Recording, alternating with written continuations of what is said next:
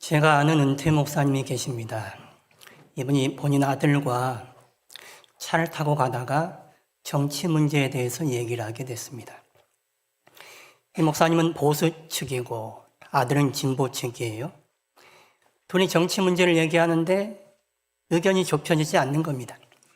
그래 목사님이 크게 화를 내고 차를 타다가는 세우라 해가지고 그냥 걸어왔다는 거예요. 정치적인 견해차가 부자 간에도 싸우게 만드는 거죠. 정치에 대해 사람들이 얘기하는 걸 가만히 보면 다 각자의 주관들이 있습니다. 자기 주관을 따라서 정치를 평하는 건 좋은데 일방적으로 편들기를 하는 경우가 많아서 그게 문제인 거죠. 좀 열린 시각으로 객관적인 마음으로 보면 절대 지지할 수 없는 일일 것 같은데 자기들이 지지하는 척은 무조건 옳다는 거예요. 그리고 반대측은 무조건 잘못했다는 거죠. 일방적으로 편들기를 하는 게 문제가 되는 겁니다. 그래서 요즘 정치를 보면 참 혐오스럽습니다. 우리만 그런 줄 알았더니 정치가 선진화됐다는 미국도 요새 우리 못지 않더라고요. 자기는 옳고 남은 틀렸다 그러니 폭력적이게 됩니다. 자기 생각과 자기 가치가 신념이 되어서 어지간하면 바뀌질 않는 거예요. 사람이 자기 생각과 가치를 따라 살아갑니다. 그것이 신념이 되어 살아갑니다. 그게 옳다고 생각해서 그런 거예요. 그게 그에게는 진리라고 생각돼서 그런 것이죠. 그런데 자기가 생각하는 가치와 옳다고 여기는 진리들이 진리가 아니면 어떡합니까? 그게 진리라고 누가 얘기해 줄 수 있는 것입니까? 여러분이 기반하고 있는 신념과 진리는 과연 바른 진리에 기반하고 있는 것입니까? 여러분에게 진리는 무엇입니까? 우리가 붙들고 우리가 기반해야 할 진리는 뭘까요?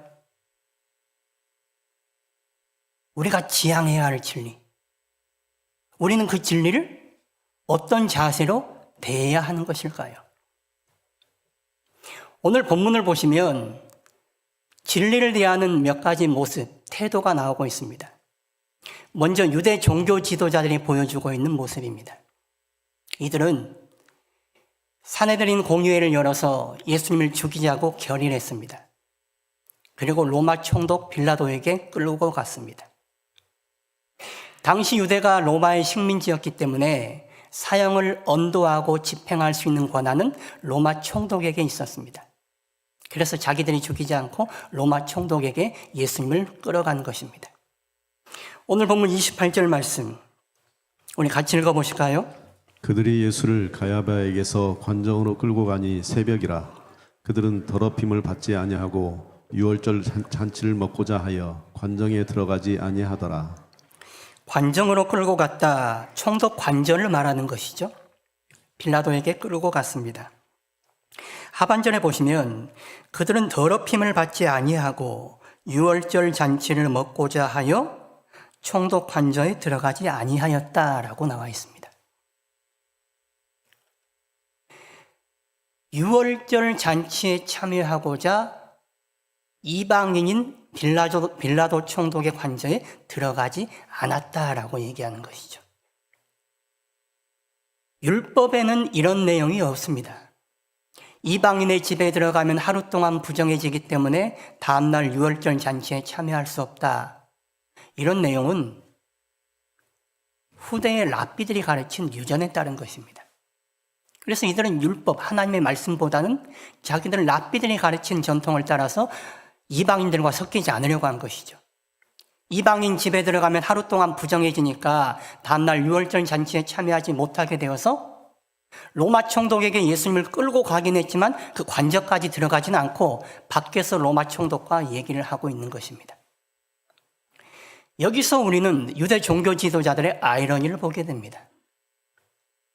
하나님의 아들인 메시아는 이방인 손에 죽이려고 내어주면서 자기들은 부정스러워지지 않으려고 이방인의 집에 들어가지 않고 있습니다.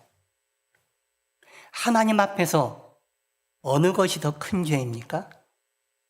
죄 없는 사람에게 죄를 뒤집어 씌우고 죽이는 것이 큰 죄입니까? 아니면 이방인의 집에 들어가서 부정스러워지는 것이 큰 죄입니까? 이들은 하나님 앞에서 큰 죄를 지으면서도 자기들은 거룩하고 정결한 척 위선을 떨고 있는 것입니다. 외식적이고 가식적이죠. 회칠한 무덤들입니다. 이들이 예수님을 죽이려고 예수님을 빌라도에게 끌고 왔을 때 빌라도가 전후 사정을 모르겠습니까? 귀찮다는 듯이 짜증난 듯이 얘기합니다. 29절과 30절 말씀 같이 읽어보실까요?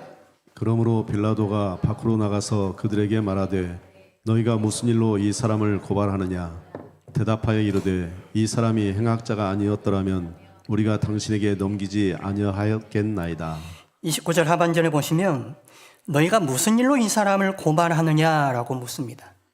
그러자 종교 지도자들이 이 사람은 행악자다라고 말합니다. 행악자라는 것은 습관적으로 악을 저지르는 사람이라는 거예요. 이 사람의 행위나 인격이 악에 물든 아주 악한 사람이라는 거죠. 예수님은 로마법이나 율법에 따라 죄를 지은 것이 없습니다. 그런데 이들은 예수님이 하나님의 아들이라고 말했다는 것을 트집 삼아서 신성모독이라고 죽이려고 하고 있습니다. 증인도 없고 증거도 없습니다. 이들 마음속에는 이미 예수님을 죽이기로 마음먹고 있습니다. 자기들의 기득권의 위해가 되는 인물이니 어떻게든 트집을 잡아서 죽이려고 하는 것입니다. 이들은 자기 속을 들여다보지 않았습니다. 자기 마음을 들여다보는 사람들이었다면 이렇게까지 할 수 없었겠죠. 이들은 성전도 제사도 백성들도 이용했던 사람들이었습니다. 자기들의 이익을 위해서, 자기들의 기득권을 위해서라면 무슨 일이라도 할 수 있는 사람들이었습니다. 그래서 예수님이 누구신지는 전혀 관심 없었습니다. 자기들에게 해가 되니 어떻게든 예수님을 죽이려고 혈안이 되어 있는 것입니다. 그래서 빌라도에게 끌고 온 거예요. 재판을 요구하고 있는 것이죠. 31절 말씀, 이 말씀도 같이 읽어보실까요? 빌라도가 이르되 너희가 그를 데려다가 너희 법대로 재판하라. 유대인들이 이르되 우리에게는 사람을 죽이는 권한이 없나이다 하니. 빌라도가 상반전에 이렇게 얘기하죠. 너희가 그를 데려다가 너희 법대로 재판하라. 이미 너희 이 사람들 죽이려고 데려온 거 아니냐? 너희 법대로 알아서 처리해. 왜 나를 번거롭게 하는 것이냐? 말하는 것이죠. 그러자 종교 지도자들이 하반절에 이렇게 말합니다. 우리에게는 사람을 죽이는 권한이 없나이다. 우리는 사람을 죽이는 권한이 없으니 당신이 죽여주십시오라고 요청하고 있는 거예요. 이 말은 반은 맞고 반은 틀린 말입니다. 법적으로, 정치적으로 사형의 권한은 로마 총독에게 있는 게 맞습니다. 그런데 로마 총독이 어지간한 것은 유대법에 따라 결정하라고 재량권을 줬단 말이에요. 그래서 그들은 사람을 죽이는 일이 있었습니다. 요한복음 8장을 보시면 가늠한 여자가 잡혀왔을 때 사람들이 돌로 쳐서 죽이려고 하죠. 그것을 예수님이 막아주지 않았습니까? 사도행전 7장도 보시면 스데반이 예수님에 대해 설교할 때에 사람들이 그 자리에서 돌로 쳐서 죽였습니다. 로마 총독을 거치지 않고 자기들의 법을 따라 사람을 죽이는 일이 있었습니다. 자기들 법대로 예수님을 죽이면 되는 것입니다. 총독이 그 얘기를 하고 있는 거예요. 왜 나까지 끌어들여서 번거롭게 하느냐? 너희가 알아서 처리해라. 자기들이 처리할 수 있음에도 불구하고 왜 굳이 자기들이 예수님을 죽이지 않고 로마 총독에게까지 예수님을 끌어왔는가? 예수님의 피값을 자기들 손에 묻히고 싶지 않아서 그런 것입니다. 사내들인 공의회 내에도 예수님을 지지하는 사람들이 있었습니다. 백성들 가운데는 예수님을 지지하고 따르는 사람들이 많았습니다. 그렇기 때문에 자기들 손으로 예수님을 죽이면 그 후폭풍을 감당할 자신이 없는 거예요. 그래서 로마 정부의 손을 빌려서 예수님을 없애고자 한 것입니다. 종교 지도자들이라고 하는 사람들이 참 비겁하기 그지없습니다. 실상은 자기들의 이득을 위해서, 자기들의 기득권을 지키기 위해서 예수님을 죽이려고 하면서 예수님이 악한 사람이라는 거예요. 저 사람은 범죄자니 당연히 죽여야 한다고 예수님에게 죄를 덮어씌우고 있습니다. 범죄자면 자기들 손으로 죽일 일이지 백성들을 두려워해서 로마 총독에게 넘겨서 로마의 손으로 예수님을 죽이고자 하는 것입니다.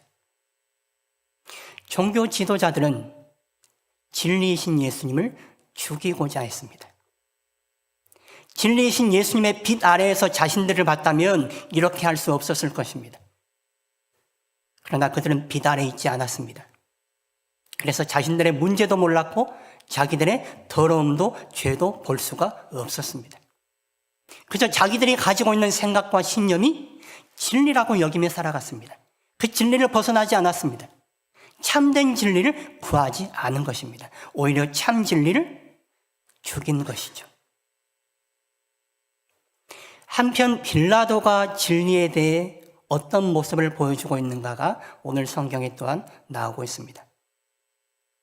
빌라도가 예수님께 묻죠. 33절 말씀 같이 읽어보실까요? 이에 빌라도가 다시 관정에 들어가 예수를 불러 이르되 내가 유대인의 왕이냐? 내가 유대인의 왕이냐? 누가복음 23장 2절에 보시면 유대인들이 예수님을 고발하면서 세 가지 고발 명목을 들었습니다. 이 사람은 백성을 미혹해 하고 가이사, 황제에게 세금 바치는 것을 금지시키고 자기가 왕 그리스도라고 주장한다는 거예요. 그러니 죽여야 한다는 것이죠. 예수님이 그렇게 말씀하신 적이 없었음에도 불구하고 왜곡시키고 과장시켜서 어떻게든 예수님을 죽이려고 하는 것입니다. 로마 총독인 빌라도 입장에서는 황제에게 세금 바치는 것을 거부하게 한다? 자기가 왕이다라고 주장하면 그 사람을 재판하지 않을 수가 없죠. 그 사람을 그냥 넘어갈 수 없는 것입니다. 로마 총독에게 있어서 가장 중요한 일은 자기들이 다스리고 관리하는 이 유대 땅이 로마의 반란을 일으키지 않고 안정스럽게 유지되는 것입니다. 그런데 무력으로 폭동을 일으키는 사람이 있다면 어떻게든 제거시켜야 되는 거예요. 그게 빌라도의 책무입니다. 종교 지도자들은 그것을 교묘하게 이용해서 빌라도가 어떻게든 예수님을 죽이게 만들어내는 것입니다. 빌라도는 이미 유대 땅을 관리하는 사람이기에 자기들에게 뭔가 좀 해가 될 사람들, 요주의 인물들을 첩보를 통해서 알고 있었을 것입니다. 반란의 기밀을 사전에 파악하는 게 그의 주요 임무예요. 그런데 예수님은 위험인물 명단에 들어가 있지 않았을 것입니다. 그러니 빌라도는 예수님에게 별 관심이 없었습니다. 그것을 알고 있었지만 종교 지도자들이 내세운 명목이 로마의 지배에 반하는 내용이니 예수님에 대해 신문하지 않을 수가 없는 것이죠. 그래서 묻는 것입니다. 네가 유대인의 왕이냐? 거기에 대해 예수님이 답하시죠. 36절과 37절 말씀, 우리 말씀도 같이 읽어보실까요? 예수께서 대답하시되 내 나라는 이 세상에 속한 것이 아니니라. 만일 내 나라가 이 세상에 속한 것이었더라면 내 종들이 싸워 나로 유대인들에게 넘겨지지 않게 하였으리라.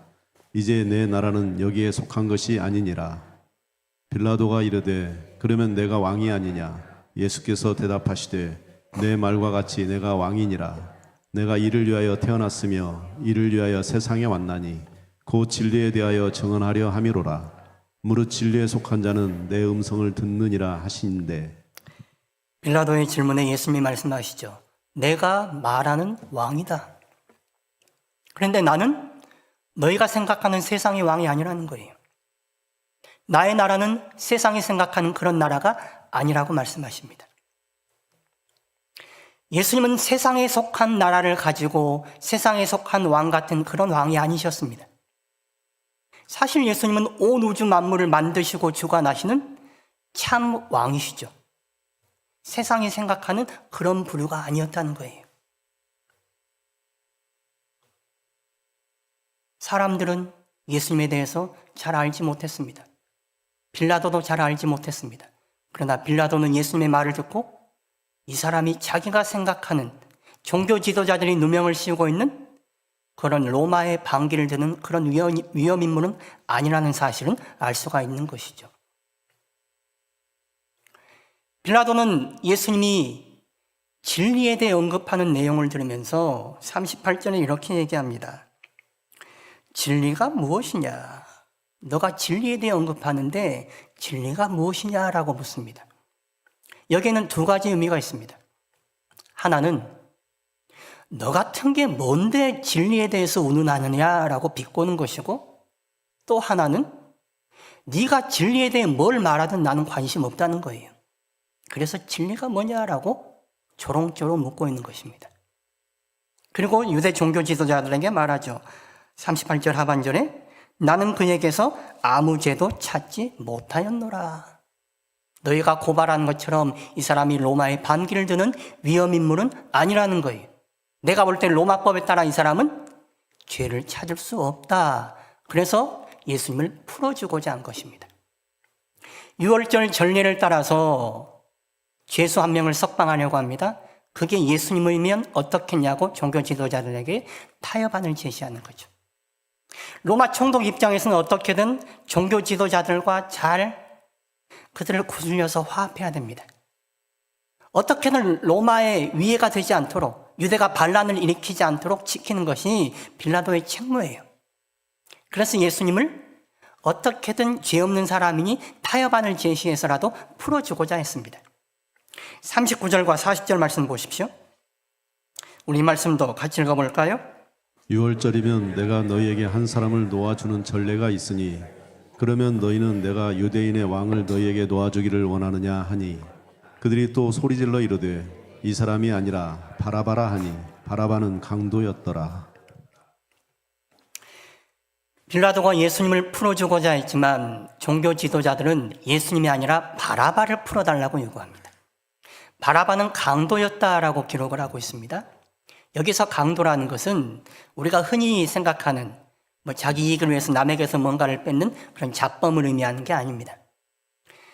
정치적인 테러리스트, 게릴라 같은 사람을 말하는 것입니다. 문헌에 따르면 바라바는 셀롯당, 열심당의 지도자였습니다. 이 셀롯당 열심당은 무력으로 로마로부터 유대를 해방시키려고 했던 사람들이었습니다. 그러니 로마의 입장에서는, 빌라도 총독 입장에서는 바라바는 풀어주기 어려운 사람입니다. 예수님보다 더 위험인물입니다. 사실 유대인들 입장에서도 바라바가 더 위험인물입니다. 바라바 같은 사람이 백성들을 부추겨서 무장혁명을 일으키면 로마가 유대 민족을 진압할 수밖에 없죠. 그러면 온 민족이 어려움을 당하게 되어 있습니다. 그럼에도 불구하고 종교 지도자들은 예수님이 자기들의 기득권에 더 위해가 되는 인물이니 어떻게든 예수님을 제거하고 싶어 하는 것입니다. 그래서 사람들을 조종하고 있는 것이죠. 예수님을 죽이고 바라바를 우리에게 내어달라라고 얘기하고 있습니다. 빌라도는 죄 없는 예수님을 살리기 위해서 타협안을 제시했는데 결국 종교 지도자들의 뜻대로 말려가고 말게 되었습니다. 빌라도는 자기가 옳다고 선택한 것, 옳다고 생각하는 바대로 선택한 것이 아니라 타협안을 제시했으나 어쩔 수 없이 종교 지도자들의 계략에 말리고 만 것입니다. 그리고 예수님을 죽이게 되는 것이죠. 그는 진리이신 예수님과 대면했습니다. 진리이신 예수님을 받아들일 수도 있었습니다. 그러나 그는 진리에 무관심했습니다. 진리를 비웃었습니다.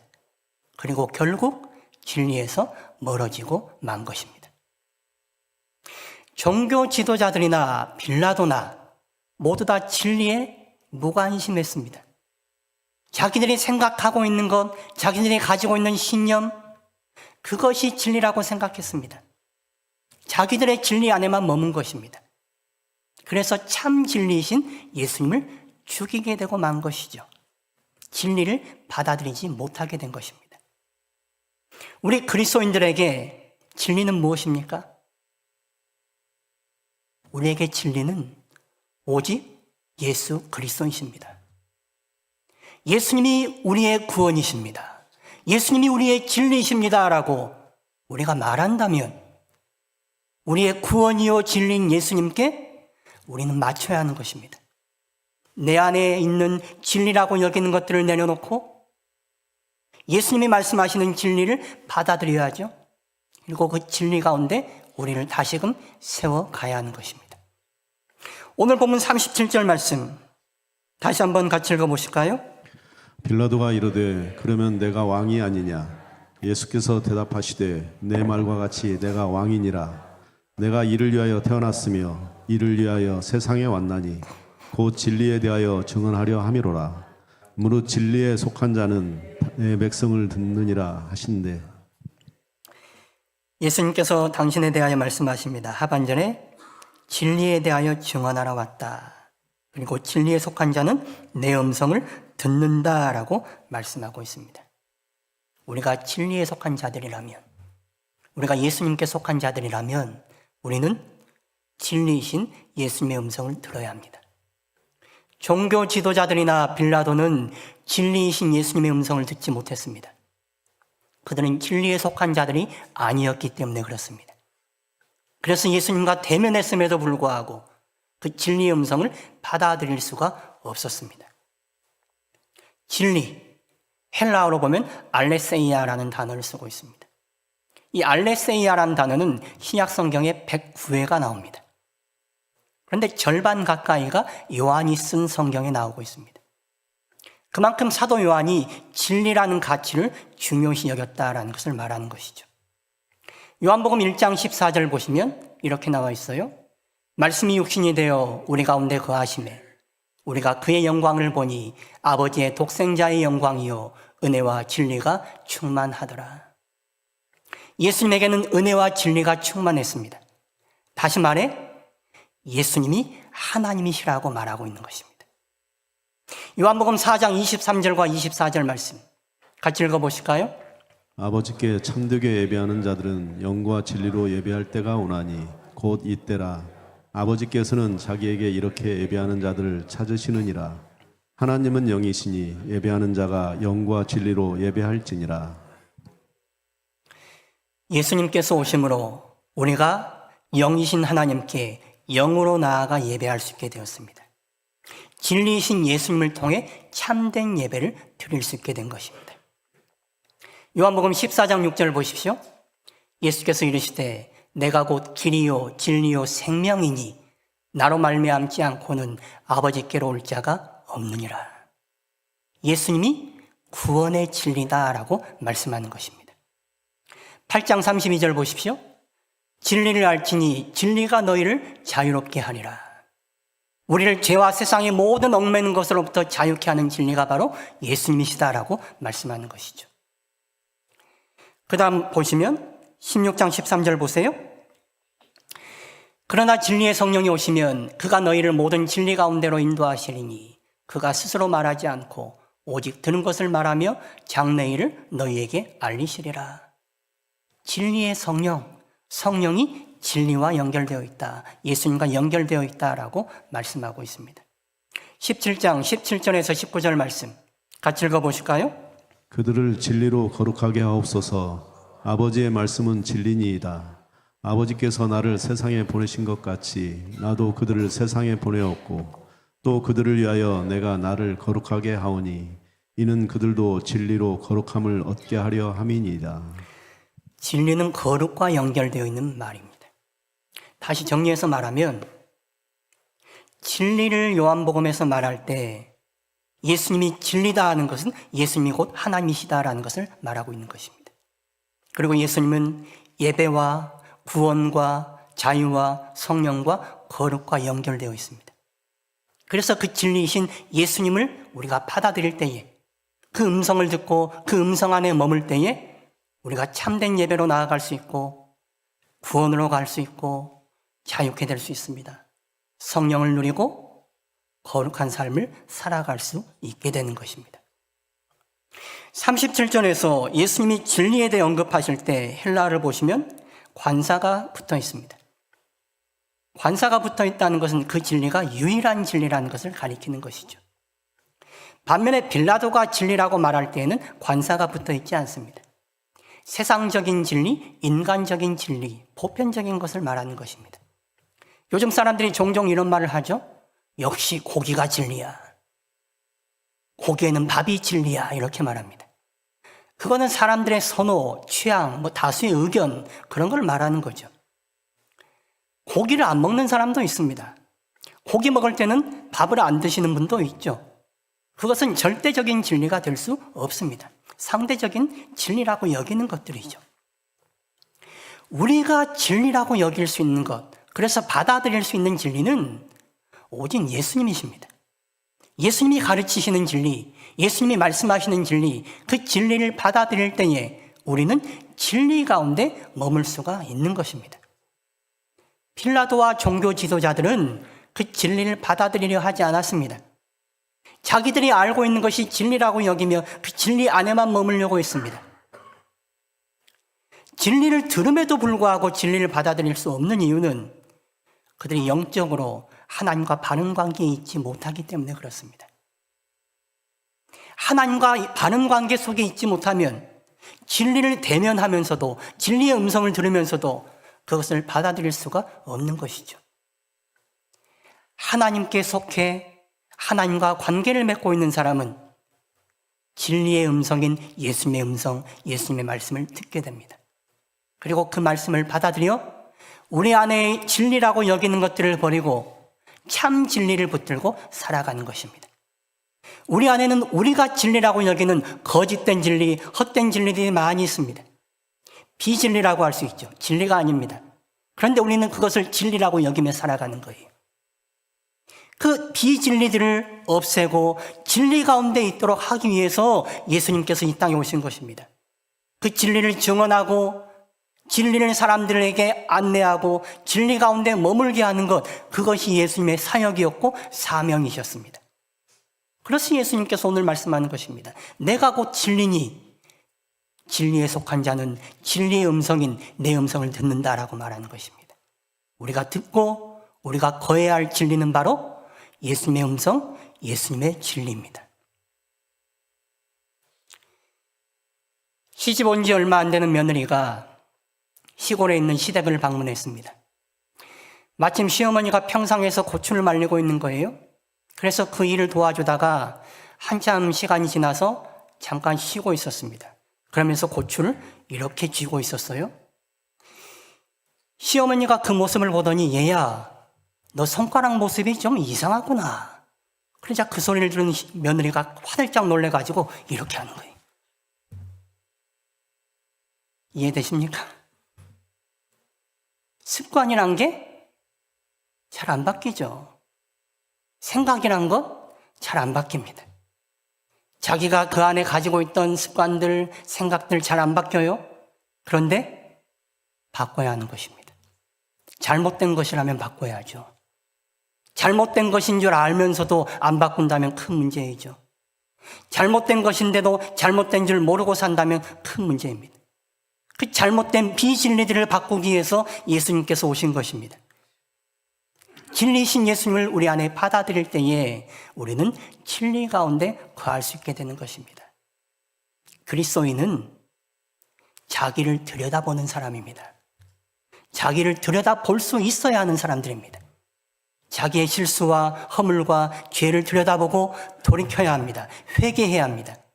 그런 사람이 그리스도인입니다. 그리스도의 음성을 따라, 그리스도의 말씀을 따라 자기를 돌아보고 잘못된 것은 돌이켜야죠. 진리신 그리스도의 음성을 따라 내 안에 있는 비진리들은 허물고 진리로 다시 내 삶과 내 모든 것을 세워가야죠. 그게 우리의 할 일입니다.